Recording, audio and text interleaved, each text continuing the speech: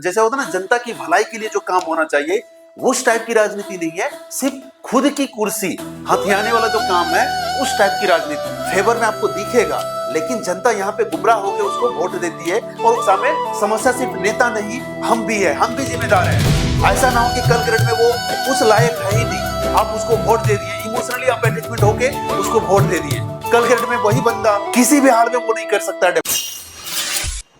Hello दोस्तों, आज का हमारा टॉपिक है भारतीय राजनीति की कड़वी सच्चाई, यानी dark reality of Indian politics. क्या आपको पता है हमारे देश की राजनीति जिनके हाथों में है वो कितना सेफ है? या हमारे राजनीति अगर इतना सेफ होता, अगर इतना ईमानदार होता, तो आज के डेट में भ्रष्टाचार या बेरोजगारी या जो डेवलपमेंट जो देख रहे हैं, ये सब जो कारण है, ये आज के डेट में हमारे देश में अच्छा खासा फल फूल रहा था। लेकिन ये चीजें आपको शायद दिखने को नहीं मिलेगा। इस वजह से आज हम देखेंगे कि क्या कारण है और किन वजहों के कारण ये प्रॉब्लम हो रही है। तो थोड़ा हम डिटेल में इसको समझते हैं। तो देखेंगे कि भारतीय राजनीति की जो काली सच्चाई है, मतलब कड़वी सच्चाई जो है, वो यहाँ पे क्या क्या प्रॉब्लम क्रिएट करती है और यहाँ के जो पॉलिटिशियन है या फिर राजनीतिकार है वो क्या प्रॉब्लम या किस वजह से इतना फल फूल रहे हैं, इसको हम डिटेल में समझते हैं। तो सबसे पहले देखेंगे भारतीय राजनीति बाहर से जितनी लोकतांत्रिक और आदर्श दिखती है वो उतना एक्चुअल में है नहीं। आपको जितना बाहर से दिख रहा है कि राजनीति बहुत अच्छी है, आप गहराई में जितना जाएंगे आपको कुछ और ही नजर दिखने वाला है। तो भारतीय राजनीति को आप डिटेल में अगर थोड़ा समझेंगे कि आज के डेट में भारतीय राजनीति बाहर से जितनी लोकतांत्रिक और आदर्श दिख रही है वो एक्चुअल में एग्जिस्ट ही नहीं कर रही है, क्योंकि जो एक्चुअल होता है वो आपके नजर में आता ही नहीं है, ना कोई आने देता है और ना ही आपको कोई बताता है। तो इसी चीज को हम डिटेल में थोड़ा समझेंगे कि आज का जो इंडियन पॉलिटिक्स है वो एक्चुअल में कैसा है और आपको किस हिसाब से दर्शाया जा रहा है। तो इसको हम थोड़ा डिटेल में समझते हैं। तो अगर देखेंगे हमारे देश में आज के डेट में, तो भ्रष्टाचार जगह जगह आपको मिल जाएगा, हर दिन सुनने को मिलेगा ये चीजें। सेकंड नंबर जो है, जो आपका परिवारवाद वाला जो पार्ट है, नेपोटिज्म जिसको बोल सकते हैं, वो पार्ट आपको दिखने को मिल जाएगा। राजनीति का जो अपराधीकरण है, क्योंकि हर जगह हिंसा का जो माहौल रहता है ये आपको जगह जगह दिख जाएगा। बल के नाम पे या फिर धन के नाम पे बहुत सारा आपका काम करवाया जाता है, या अच्छी बोल सकते हैं कि करप्शन जो पार्ट है ये आपको दिख जाता है। सांप्रदायिक और जातिगत राजनीति है ये आपको दिख जाता है जगह जगह। अधूरे वादे, इलेक्शन के टाइम में आपको बढ़ा चढ़ा के बहुत सारे वादे किए जाते हैं लेकिन बाद में एक्चुअली वो कंप्लीट नहीं किया जाता है। तो ये सब चीजें आपको अक्सर दिख जाएगा। काम करने वाला जो, जैसे होता है ना, जनता की भलाई के लिए जो काम होना चाहिए उस टाइप की राजनीति नहीं है। सिर्फ खुद की कुर्सी हथियाने वाला जो काम है उस टाइप की राजनीति हो रही है। सत्ता और प्रभाव का साधन जो दिख रहा है, अधिकांश नेताओं के लिए राजनीति अब सेवा का साधन नहीं है। क्या है? तो बल्कि शक्ति और प्रभाव प्राप्त करने का साधन है। यानी उसको सिर्फ कुर्सी चाहिए, यानी सत्ता चाहिए, पावर चाहिए। आज के रेट में ये राजनीति चल रही है। वही अगर देखिए जनहित के मुद्दे सिर्फ चुनाव तक, जनहित के मतलब जो पब्लिक है या फिर जो जनता है उनका जो मुद्दा होता है सिर्फ चुनाव तक होता है। चुनाव के बाद फिर वो चीजें बंद हो जाती है, शांत हो जाती है। सार्वजनिक मुद्दे चुनाव तक सीमित होती है। उसके बाद आप बोलिए ना रोड मिलेगा, ना आपको डेवलपमेंट के नाम पे कुछ नहीं, मतलब विकास का नाम पे आपको शायद कुछ दिखने को सालों तक ना मिले, और अगर कभी दिख जाए तो छोटा मोटा चीज आपको दिखेगा। जो वादे जो कर रखे थे पॉलिटिशियन वो आपको शायद ना मिले दिखने को। तो ये चीजें हैं। वही अगर नेक्स्ट पॉइंट में आते हैं तो शक्ति बनाम सेवा, जो अभी आप देखें, सेवा का अतीत, सत्ता का वर्तमान, कभी राजनीति सेवा का माध्यम थी। हो सकता है कि पहले रहा होगा, पहले वो राजनीति होती थी कि जनता का भलाई करना है, लेकिन आज के डेट में वो चीजें शायद देखने को कम मिले। इसके बाद है आज सत्ता और पद का संघर्ष बन गई है। जो भी पॉलिटिशियन को, उनको सिर्फ सत्ता मतलब कुर्सी का लोभ है, वो कुर्सी उनको चाहिए। तो ये चीजें हैं। चुनावी वादे, वास्तविक पीड़ा, जनता की पीड़ा केवल चुनावी भाषणों तक सीमित होती है। यानी जब तक वो इलेक्शन का टाइम आ रहा है, जब तक इलेक्शन नहीं हो जाता है, तब तक ये भाषण में आपको दिखने को मिला कि भर भर के पॉलिटिशियन वादे कर रहे कि ये दे देंगे, वो दे देंगे, ये करवा देंगे, लेकिन वो चुनाव के बाद होता ही नहीं है। तो ये चीज आपको दिखने को मिलेगा। वीआईपी संस्कृति, आम कतार। वीआईपी संस्कृति, आम कतार क्या होता है? जैसे मान लीजिए कि आप देखेंगे जो पॉलिटिशियन पावर में आ गए उसका वो वीआईपी ट्रीटमेंट मिल रहा है, लेकिन जो जनता है वो बस लाइन पे खड़े हुए हैं अपने काम के लिए। तो यही चीज यहाँ पे बोल रही कि चुनाव जीतते ही वो नेता वीआईपी बन जाते हैं और जनता फिर कतार में खड़ी रह जाती है।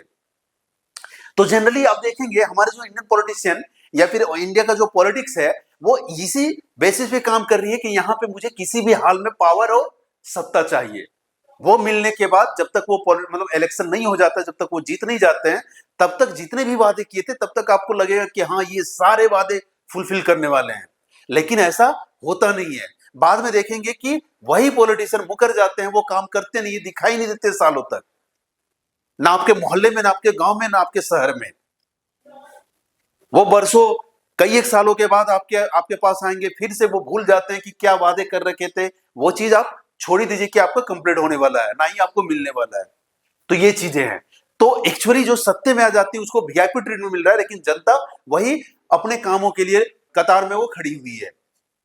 तो ये चीजें आपको अक्सर दिखने को मिलेगा। वही नेक्स्ट पॉइंट में आते हैं तो बोल रहा है कि जाति और धर्म का उपयोग होता है। जाति और धर्म के नाम पे एक्सेस आपको बांटा जाता है, वहां से आपका सीट या फिर वोट लिया जाता है। तो ये सब चीजें हैं। तो बोल रहे हैं कि वास्तविक मुद्दों की उपेक्षा विकास, शिक्षा, रोजगार ना मानकर यहाँ पे आपको वोट बैंक के लिए क्या करते हैं, जातिवाद में फंसा देते हैं। जातिवाद में आपको बांट दिए हैं धर्म के नाम पे, वहां पे आप क्या करते हैं, जाति और धर्म के नाम पे अपना वोट दे के आते हैं। ना विकास आपको मिलता है, ना ही आपको डेवलपमेंट का कोई स्रोत मिल रहा है, ना ही पॉलिटिशियन आपको दिखता है, और ना ही आपके मोहल्ले में कोई काम हो रहा है। सिर्फ चुनाव में मतदाता की याद आता है। चुनाव के दौरान हर एक पॉलिटिशियन को जनता याद आती है, उसके बाद वो कहां होते हैं, उसके बाद आपको दिखाई नहीं देते हैं। सालों तक, महीनों तक आपके क्षेत्र में कभी आता ही नहीं है। और चुनाव से पहले पर डे आ रहे थे लगातार, वो 10 दिनों तक, 1 महीने तक, 2 महीने तक। और चुनाव के बाद उसके दफ्तर में भी मिलने जाइए तो वहां पे भी नहीं मिलेंगे, बोले नहीं वो तो दिल्ली है। हर एक पॉलिटिशियन का मालिक जनता होते हैं, लेकिन आप वहां पे उल्टा पड़ गए हैं और सोच रहे हैं कि नहीं हम जिसको चुने वो बहुत अच्छे लोग हैं, वो मेरे लिए काम करेंगे। और आप चुने किस बेसिस पे हैं, धर्म के नाम पे, जाति के नाम पे। तो थोड़े से धन लेके, पैसे लेके, या आइडियोलॉजी में कि हाँ मुझे पसंद है तो हम कर देते हैं, तो कीजिए, वोट दीजिए उनको। और आप सोच रहे हैं डेवलपमेंट होगा, क्यों होगा भाई? आप जिनको चुने वो अनपढ़ है, गवार है, जहां पे उनको बोलना चाहिए वहां पे बोल नहीं पाते हैं। और आप सोच रहे हैं मेरे क्षेत्र में बहुत सारा फंड आएगा, बहुत सारा डेवलपमेंट होगा, क्यों होगा? हो ही नहीं सकता है, क्योंकि आप इमोशनली वहां पे वोट दे के आए हैं। ये हो ही नहीं सकता है कभी। इसको समझिए थोड़ा। धर्म के नाम पे, जाति के नाम पे हम उनको पसंद करते हैं तो इसलिए वोट दे देते हैं। हो सकता है पहले वो काम किया था, लेकिन लास्ट टाइम तो नहीं किया ना, फिर क्यों चुन रहे हैं उसको? जब तक काम किया तब तक उसको दीजिए, जब नहीं काम किया तो उसको भी जवाब दीजिए कि आपको काम करना पड़ेगा, नहीं तो हम सेलेक्ट करेंगे ही नहीं। अगर वो आइडियोलॉजी में आपको पसंद है इस वजह से आप उसको भी वोट दे रहे हैं, ऐसा नहीं होना चाहिए। तो देखेंगे सिर्फ चुनाव में मतदाता याद आते हैं, मतलब आपको सिर्फ वो चुनाव में याद करते हैं, उसके बाद वो गायब हो जाते हैं। तो चुनाव के दौरान वादों की बाढ़ होती है, एक से एक घोषणा होगा कि हम ये कर देंगे, ये लगवा देंगे, ये करवा देंगे। लेकिन चुनाव के बाद क्या होता है, मेरे पास फंड नहीं आ रहा है, तो ये इतना बजट का है तो कैसे होगा? अगर हुआ भी तो थोड़ा बहुत कुछ कर दिया। मुफ्त योजनाओं की घोषणा है तो हम मुफ्त में ये करवा देंगे, ये देंगे, हर महीने आपको ये मिलेगा। ये सब चीजें आपको बैठे बैठे चाहिए और इस वजह से आप वोट उसको दीजिए। और सोचेंगे नहीं देश का विकास होगा, कहां से होगा? इसको थोड़ा समझिए। चुनाव के बाद समस्या अनसुनी रह जाती है। चुनाव के बाद समस्या आप सोचते हैं कि नहीं हुआ क्यों नहीं काम, क्यों? क्योंकि आप ऐसे लोगों को सेलेक्ट किए जो वहां पे काम का है ही नहीं।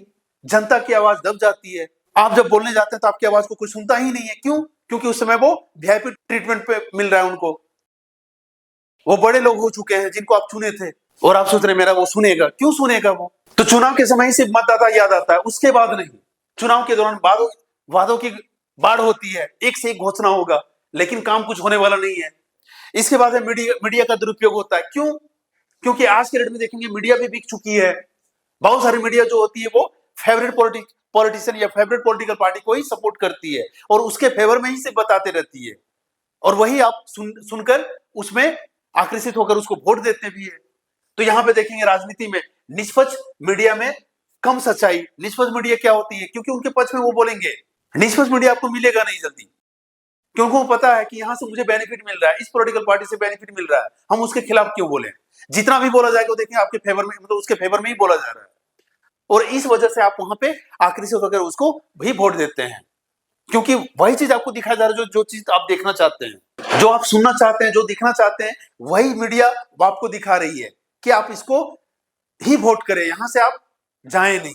अधिक एजेंडा आधारित समाचार दिखाया जाता है आपको, आपको इस टाइप का बांटा जाएगा, एक से एक प्रोपोगेंडा दिखाया जाएगा, जिसके बेसिस पर आप वहां पे फेवर में आकर उसको वोट करते हैं। अधूरी जानकारी आपको दी जाएगी, जो इन्फॉर्मेशन सच्चाई की है वो इन्फॉर्मेशन आपके पास आएगी ही नहीं, और आप अधूरी इन्फॉर्मेशन लेके उसके फेवर में ही बने रहेंगे। ये चीजें होता है, झूठी कहानियां तेजी से फैलती है, चाहे वो सोशल मीडिया के जरिए हो। आज के डेट में तो सोशल मीडिया पॉपुलर है, वहां पे आप देखेंगे एक से एक कहानी आपको चल रही है, झूठी हो सच्ची हो, हर एक चीज को आप सच्चे मानकर पाल रहे हैं अपने दिमाग में। तो मीडिया आज के डेट में जो है वो निष्पक्ष काम नहीं कर रही है, उसका फेवरेट जो पॉलिटिकल पार्टी है, पॉलिटिशियन है, उसके पक्ष में ही बात करते रहती है, उसी पे एजेंडा लेके प्रोपोगेंडा कर रही है। लोग खबरें नहीं, अपनी पसंद की कहानियां देखना पसंद करते हैं, और ये सच भी है। आपको जो पसंद है वही आप देखना पसंद करते हैं, आपको बाहर की चीजें या दूसरी चीजें जो नहीं पसंद है वो चीजें आप देखना ही नहीं पसंद करते हैं। तो कहां से आपको सच्चाई मिलेगी? आप देखिए ना सच्ची चीजों को, फिर आपको पता चलेगा सच्चाई क्या चल रही है।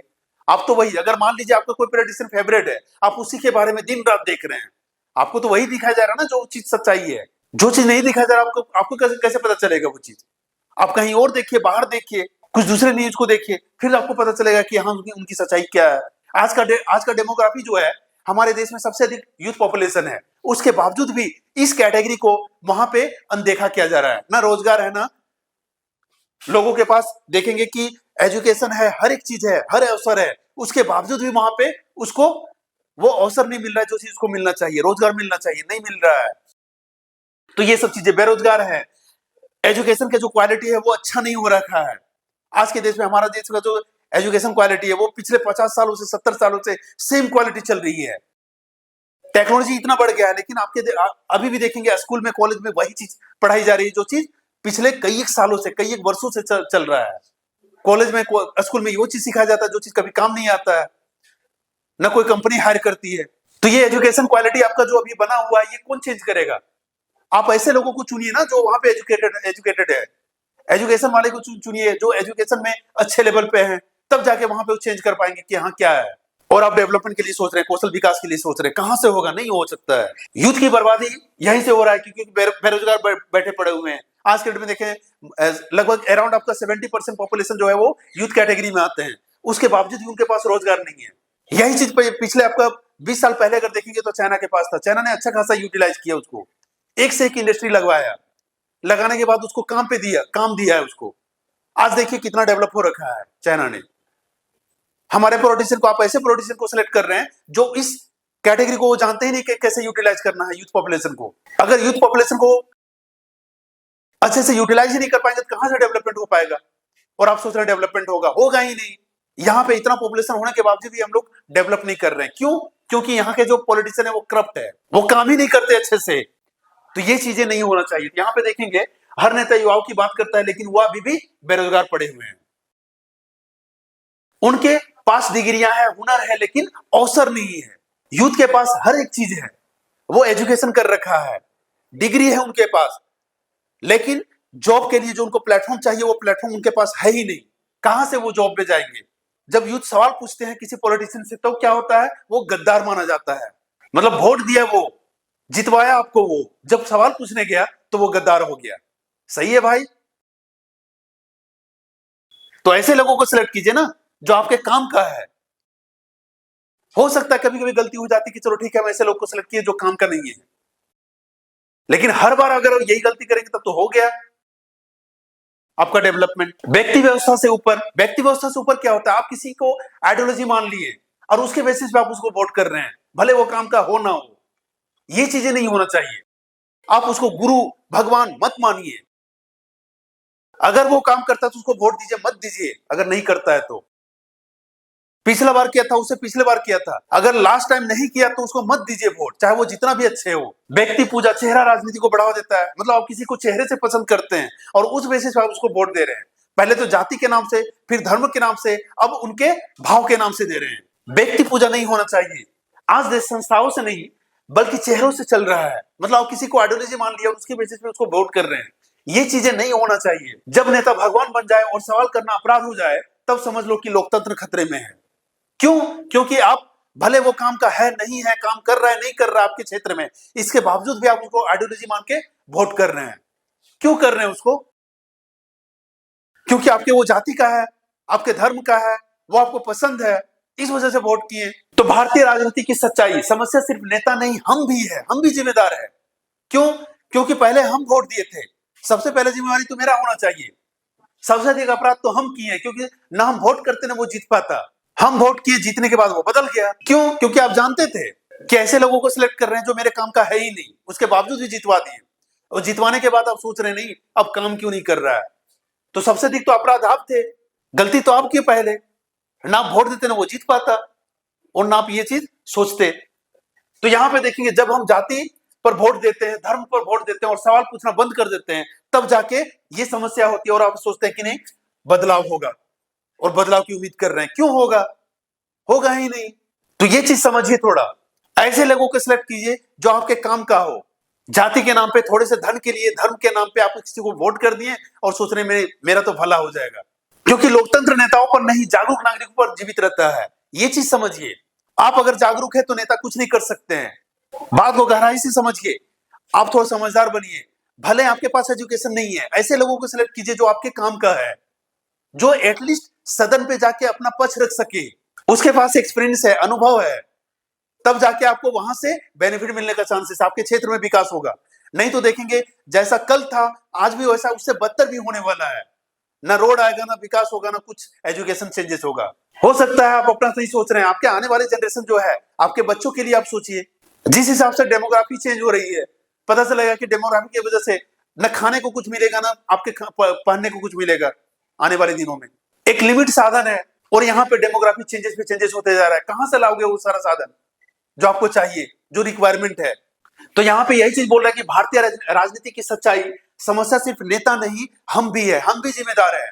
जिस तरह नेता जिम्मेदार है उसी तरह हम भी, क्योंकि सबसे पहले तो जिम्मेवारी हम ही लिए हैं। ना हम उसको वोट देते, ना वो जीत पाता, और ना ही ये चीज होता। तो सबसे पहला जिम्मेवारी तो मुझे उठाना होगा कि हम जो वोट दे रहे हैं वो किसको दे रहे हैं, मेरे लिए वो सही है या नहीं है। सबसे पहले ये आप पहचानिए, उसके बाद आप उसको वोट कीजिए। ऐसा ना हो कि कल ग्रेड में वो उस लायक है ही नहीं, आप उसको वोट दे दिए, इमोशनली आप अटैचमेंट होके उसको वोट दे दिए। कल ग्रेड में वही बंदा न संसद में कुछ बोल पा रहा है, ना कुछ डिमांड कर पा रहा है, तो क्या आपके क्षेत्र में वो डेवलपमेंट करेगा? नहीं कर सकता है। वो किसी भी हाल में वो नहीं कर सकता है डेवलपमेंट। जहां पे उसको बोलना चाहिए वहां पे बोल ही नहीं पा रहा है। ना उस लेवल के वो कार्यकर्ता है, ना ही उस लेवल के वो डिमांड वहां पे रख सकते हैं। अब कैसे आप सोच सकते हैं कि वहां पे डेवलपमेंट के लिए वो अपना क्षेत्र में कुछ डेवलपमेंट ला सकते हैं? नहीं हो सकता है वो। तो यहाँ पे देखेंगे, जब हम जाति पर वोट देते हैं, या फिर किसी भी आइडियोलॉजी पे वोट देते हैं, धर्म पर वोट देते हैं, और या फिर सवाल नहीं पूछते हैं, तो यहाँ पे आप क्या सोच रहे हैं कि मुझे बदलाव चाहिए। कैसे बदलाव होगा? तो अगर मान लीजिए कि कभी भी आप अगर कोई काम कर रहे हैं और बदलाव चाहते हैं, तो आपको इन सब चीजों में वोट ही नहीं करना है।